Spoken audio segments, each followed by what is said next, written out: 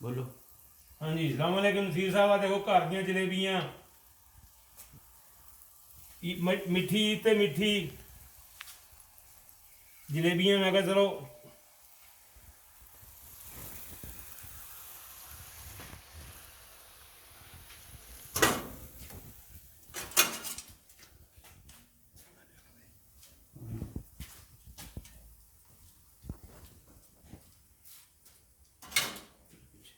हाँ जी ये देखो ना।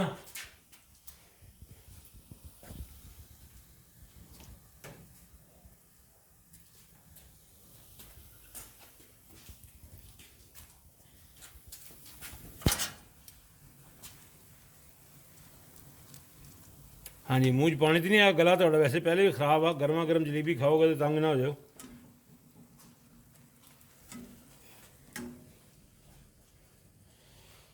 इनू पकाई दा हल्की अग ते ही है। सुबह ईद।